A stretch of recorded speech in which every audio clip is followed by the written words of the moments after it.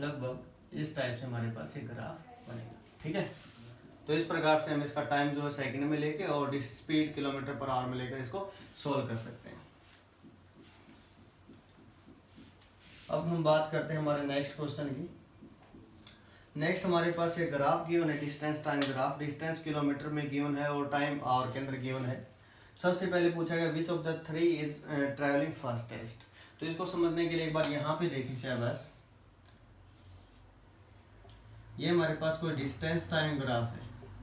ठीक है, A B C, इनमें से किसकी स्पीड ज्यादा होगी, जिसका स्लोप ज्यादा होगा।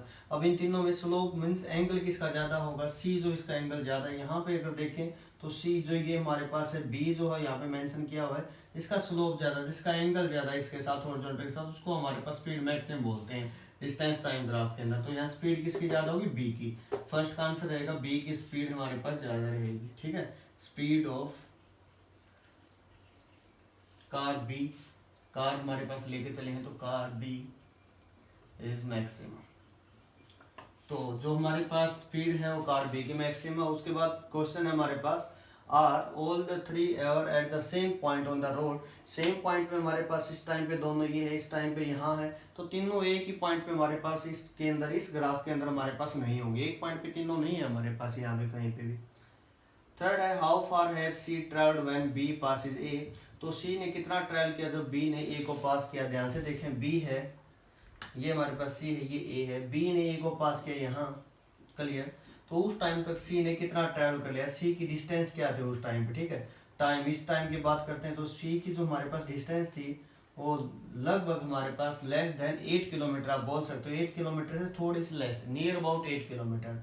ठीक है, लास्ट है हमारे पास, how far has B travelled by the time it passes C. ठीक है, बी ने कितना ट्रेवल किया इसके बाद। ठीक है, by the time T when it passes A, जब यहाँ से बी ने सी को पास किया था। ठीक है, अब यहाँ से यहाँ तक की टाइम हमारे पास पूछा गया है, सॉरी डिस्टेंस हमसे पूछे कितनी डिस्टेंस हमारे पास कवर की। How far has B travelled by the time it passes C. तो ये जो हमारे पास होगी लगभग, यहाँ से देखें तो 5 या 9 नियर अबाउट आएगा ग्राफ के अकॉर्डिंग। अगर आपके पास बुक है या ग्राफ इसमें देखें तो वो हमारे पास नियरली 4 किलोमीटर यहाँ से आएगा।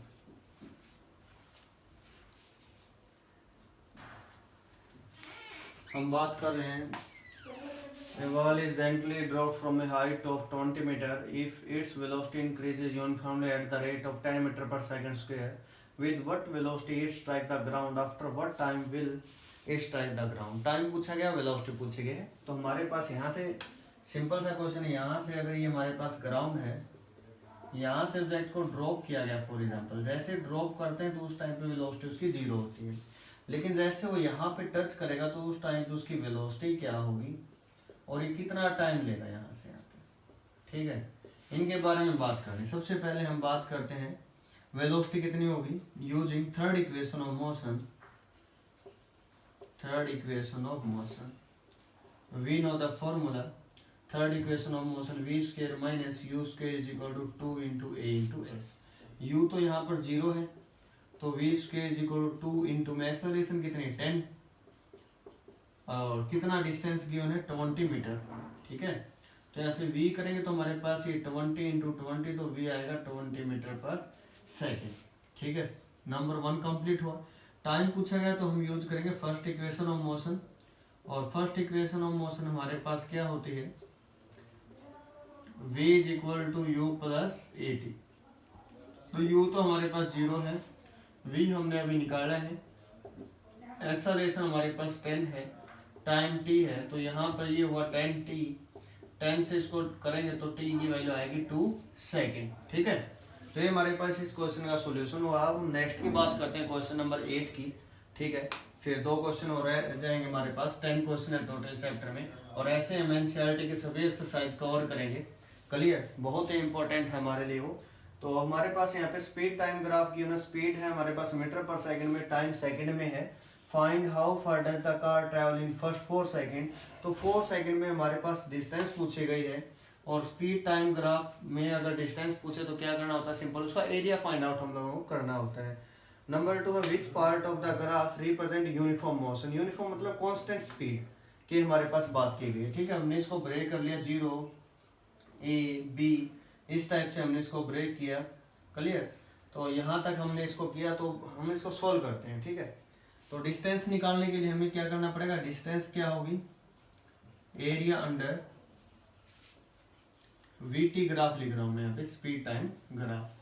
तो एरिया हमारे पास क्या हुआ, ये कंप्लीट एरिया। ठीक है, तो 2 सेकंड तक एक बार इसको ब्रेक कर लेते हैं हमारे पास। ठीक है, तो 2 तक हम इसको ब्रेक करते हैं। नियर अबाउट ये जो लाइन है बाय मिस्टेक यहाँ पर ली गई है, तो ये 5 के आसपास आएगा। फिर ये एरिया हमारे पास कंप्लीट। तो यहाँ तक एक एरिया हमारे पास ट्राइंगल बेस बन गया। ट्राइंगल का एरिया होता है 1/2 into base into height. Base 2 है, हाइट हमारे पास यहाँ तक 5 हुई, प्लस ये फिर से ट्राइंगल की शेप है 1/2 इंटू बेस यहाँ तक का 4 - 2 2 इंटू हाइट हमारे पास यहाँ तक हुई 7 और 5 2, plus area of this rectangle 2 into 5। तो हमारे पास यहाँ से आया कैंसल 5 + 2 + 10, तो ये हुआ हमारे पास 17 मीटर। डिस्टेंस 17 मीटर हमारे पास यहाँ पे कवर की जाएगी। विच पार्ट, तो यहाँ से इसके बाद का जो ग्राफ है ना, बी से सी अगर बोले, बी से सी में स्पीड जो कांस्टेंट है, यूनिफॉर्म है, तो बी सी जो पोर्शन है वो हमारे पास रिप्रेजेंट करेगा यूनिफॉर्म मोशन को। यूनिफॉर्म मोशन को रिप्रेजेंट किया जाएगा बी सी से। Question number 9, state which of the following situation is possible. Number 1 है, एग्जाम्पल के अकॉर्डिंग हम इनको करेंगे। An object moving with constant acceleration but with zero velocity. ऐसा तो हमने नहीं पढ़ा अब तक कि कोई ऑब्जेक्ट जीरो वेलोसिटी हो, उसके अंदर एक्सेलरेशन हो, तो हम बात करेंगे। अगर मैं इस मार्कर को ऊपर की तरफ फेंकूं, ठीक है, ऊपर की तरफ प्रोजेक्ट करूं, तो जैसे ही मैक्सिमम हाइट पे जाएगा तो इसकी वेलोसिटी जो जीरो हो जाएगी, फिर डाउनवर्ड डायरेक्शन में आता है।